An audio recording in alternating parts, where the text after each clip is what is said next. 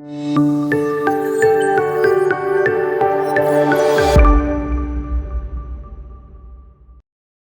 Hello నమస్తే, నేను మీ host అక్షర విహారీ. ఈరోజు మనతో పాటు స్టూడియోలో మ్యూచువల్ ఫండ్ ఎక్స్పర్ట్ అలాగే ఫినాన్షియల్ గ్రోత్ అడ్వైజర్ వెల్తి చక్రధర్ గారు ఉన్నారు. ఆయనతో పాటు మాట్లాడదాం. Hello sir. హలో అండి. ఎలా ఉన్నారు? బాగున్నాను మేడం. మీరు? బాగున్నా సార్. సార్, మ్యూచువల్ ఫండ్ కంటే కూడా మంచి రిటర్న్స్ వచ్చే ఇన్వెస్ట్మెంట్ ప్లాన్స్ ఏమైనా ఉంటే మన వ్యూవర్స్ కోసం చెప్పండి. తప్పకుండా అండి. యాక్చువల్గా మ్యూచువల్ ఫండ్స్ అనేది ఈక్విటీకి సంబంధించిన కేటగిరీ. ఇప్పుడు చూడండి, చాలామంది ఇన్వెస్ట్మెంట్ చేద్దాం అనుకుంటారు. ఇన్వెస్ట్మెంట్ చేద్దాం అనుకున్న టైంలో వాళ్ళకి అందరికీ గుర్తొచ్చేది ఏంటంటే ఒక రియల్ ఎస్టేట్ కావచ్చు, ఒక గోల్డ్ కావచ్చు, అట్లాగే ఏదైనా పోస్ట్ ఆఫీస్ స్కీమ్ కావచ్చు, బ్యాంక్లో ఫిక్స్డ్ డిపాజిట్, చిట్ ఫండ్స్, ఇట్లా చాలా ఆప్షన్స్ అయితే ఉన్నాయి. అయితే ఈక్విటీ అంటే మాత్రం చాలా మందికి ఏంటంటే మైండ్లో మ్యూచువల్ ఫండ్స్ అనేది ఒకటే తెలుస్తుంది.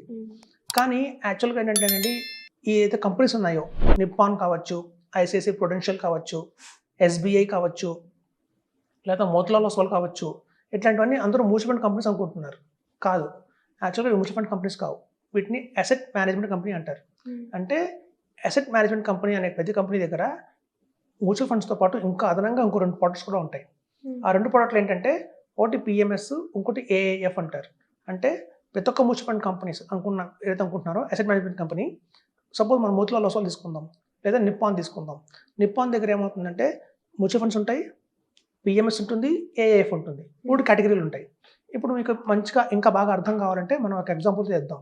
చాలా మందికి మారుతి కారు తెలుసు కదండి, మారుతీస్. సో మారుతి వాళ్ళ దగ్గర 3 రకాల కార్లు ఉంటాయి. ఒక కార్ ఏమో ఆల్టో కార్ అంటారు, మారుతి ఆల్టో కారు. ఇంకొంచెం ముందుకెళ్తే మారుతి షిఫ్ట్ డిజైర్ అంటారు. తర్వాత మారుతి ఎట్రిగా అంటారు. ఎట్రిగా అనేది కొంచెం 7 సీటర్ కారు, కొంచెం హై ఎండ్ కార్. ఎట్లయితే ఒక కార్ కంపెనీ దగ్గర 3 కేటగిరీస్ ఉన్నాయో, అలాగే ఇన్వెస్ట్మెంట్లో కూడా 3 కేటగిరీస్ ఉన్నాయి. మ్యూచువల్ ఫండ్స్ ఒక కేటగిరీ, అలాగే పిఎంఎస్, అలాగే ఏఏఎఫ్. చాలామంది తెలియక ఏంటంటే మ్యూచువల్ ఫండ్స్ అనుకుంటారు. ఇప్పుడు చూడండి, అప్పుడే మనం ఎప్పుడైతే కార్లు ఎలా కొంటామంటే, మనకి అప్పుడే జాబ్ వచ్చింది, ఒక చిన్న ఫ్యామిలీ ఉంది, మనం స్టార్టింగ్లో కాబట్టి మనం కార్ నడవడం రాదు కాబట్టి ఒక చిన్న ఆల్టో కార్ కొనుక్కొని మనం జర్నీ స్టార్ట్ చేస్తాం. అది ఒక 5 ఇయర్స్ అయిపోయిన తర్వాత, ఒక 40 ఇయర్స్ వచ్చిన తర్వాత మనం ఆల్టో కార్ నుంచి నెక్స్ట్ స్టెప్ షిఫ్ట్ డిజైర్కి వెళ్తాం. సో ఎప్పుడైతే మనకి 50 ఇయర్స్ వచ్చేసాయి, పిల్లలు పెద్దవాళ్ళు అయిపోయారు, ఇంకొంచెం లాంగ్ జర్నీ చేయాలి, లాంగ్ డ్రైవ్కి వెళ్ళాలన్నప్పుడు మనం నెక్స్ట్ హై ఎండ్కి వెళ్తాం. అట్లాగే కూడా మ్యూచువల్ ఫండ్స్లో ఇప్పుడు ఏంటంటే, మ్యూచువల్ ఫండ్స్ అనేది స్టెప్పింగ్ స్టోన్ అంతే. చాలా మందికి ఈ విషయం తెలియదు. ప్రతి వాళ్ళు మ్యూచువల్ ఫండ్స్ అంటున్నారు. ఎవరి దగ్గర అయితే బయట ఆల్రెడీ మార్కెట్లో నేను గమనించినప్పుడు, ఒక కంపెనీలో ప్రాజెక్ట్ మేనేజర్ కావచ్చు, ఒక కంపెనీలో సీఈఓ కావచ్చు, ఎండీ కావచ్చు, వాళ్ళ ప్యాకేజే 50 lakhs పర్ యానం ఉంటుంది.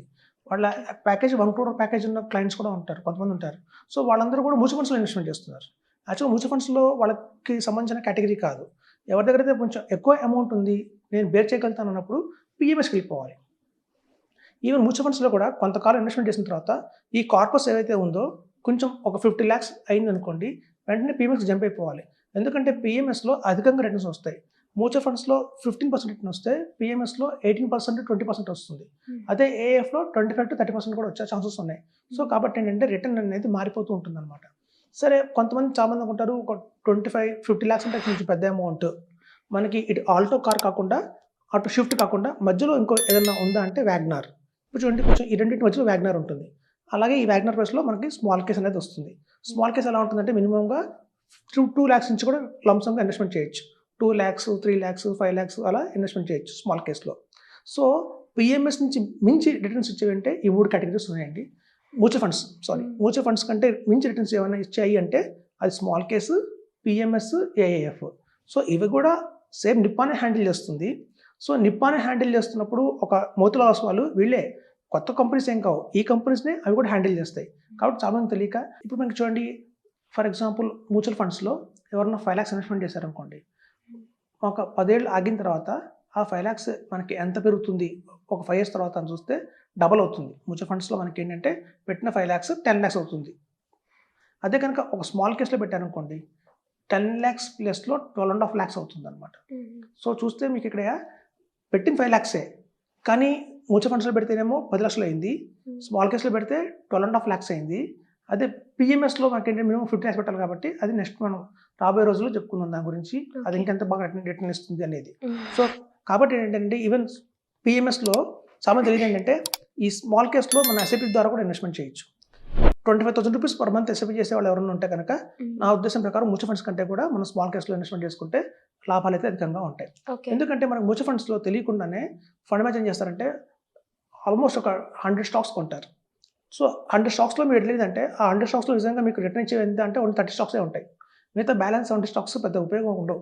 పేరుకుంటాయి అంతే మన పోర్ట్ఫోలియోలో నమ్మకే వస్తాయి. అదే స్మాల్ కేస్లో ఏమవుతుందంటే ఈ ఏదైతే అన్‌గ్యారంటీడ్ కావచ్చు, లేకపోతే అన్‌పొటెన్షియల్ స్టాక్స్ కావచ్చు, అవి పెద్దగా ఉండవు. ఓన్లీ క్వాలిటీ స్టాక్స్ మాత్రమే ఉంటాయి. 30 స్టాక్స్ ఉంటాయి. సో దానివల్ల మీరు రిటర్న్ ఏంటంటే మన 100% ఏదైతే మంచి మంచి స్టాక్స్‌లోకి వెళ్తుందో రిటర్న్ ఆటోమేటిక్‌గా మన వాల్యూ పెరుగుతుంది, గ్రోత్ బాగుంటుంది, రిటర్న్ కూడా బ్రహ్మాండంగా వస్తుంది. కాబట్టి మనం చెప్పేది ఏంటంటే వ్యూవర్స్‌కి ఎప్పుడైతే కనుక మీరు ఒక లెవెల్‌కి వచ్చేసారు అంటే మీరు ఒక టీమ్ లీడరు, ప్రాజెక్ట్ మేనేజర్ అలా అయిపోయారంటే మాత్రం మీరు మ్యూచువల్ ఫండ్స్‌కి వెళ్ళకండి. Mutual funds only entry stage వాళ్ళ కోసమే. అంటే అప్పుడప్పుడే జాబ్‌లో జాయిన్ అయిన వాళ్ళు, లేదా అప్పుడే బిజినెస్ చేసేవాళ్ళు, పోనీ మేము నెల 5,000 కంటే ఎక్కువ ఇన్వెస్ట్మెంట్ చేయలేము అనుకున్న వాళ్ళు అట్లా మ్యూచువల్ ఫండ్స్‌లో వెళ్ళాలి.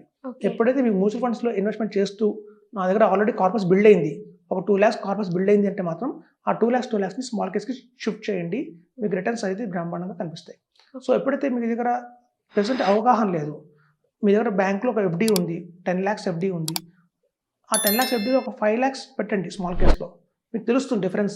ఓకే, బ్యాంక్ ఎఫ్‌డి కంటే కూడా స్మాల్ కేస్ ఎంత బాగా పనిచేసింది, ఎంత మంచి రిటర్న్ ఇచ్చింది అని చెప్పి. ఈవెన్ మ్యూచువల్ ఫండ్స్‌లో మీరు గత 5 సంవత్సరాలుగా చేస్తున్నారు మ్యూచువల్ ఫండ్స్‌లో, లేదా 10 సంవత్సరాలు మ్యూచువల్ ఫండ్స్‌లో ఇన్వెస్ట్మెంట్ చేస్తున్నారు ఆల్రెడీ మీకు ఒక కార్పస్ బిల్డ్ అయిపోయింది. ఒక 20 lakhs బిల్డ్ అయిపోయింది కార్పస్. ఆ 20 lakhs బిల్డ్ అయిన కార్పస్‌లో ఒక 10 lakhs తీసి స్మాల్ కేస్‌లో ఇన్వెస్ట్మెంట్ చేయండి. మీకు తెలుస్తుంది డిఫరెన్స్. ఓకే, స్మాల్ కేస్ ఎలా ఉంది, మ్యూచువల్ ఫండ్ ఎలా ఉంది అని చెప్పి. రెండు ఈక్విటీకి సంబంధించినవే, రెండు అదే స్టాక్ మార్కెట్, అదే ఫండ్ మేనేజర్లు. కాకపోతే మీరు రిటర్న్ ఎప్పుడైతే తేడా తెలుస్తుందో, ఎప్పుడైతే మీరు ఫీల్ అవుతారో, ఓకే ఆ ఫీలింగ్ వస్తుంది కదా మనకి, అది బ్రహ్మాండంగా ఉంది అనుకున్న రోజున మ్యూచువల్ ఫండ్స్ నుంచి మొత్తం మీరు స్మాల్ కేస్కో లేదా పిఎంఎస్కో మీరు మారిపోవచ్చు. ఓకే. సో అది బెస్ట్ ఆప్షన్ చెప్తున్నారు.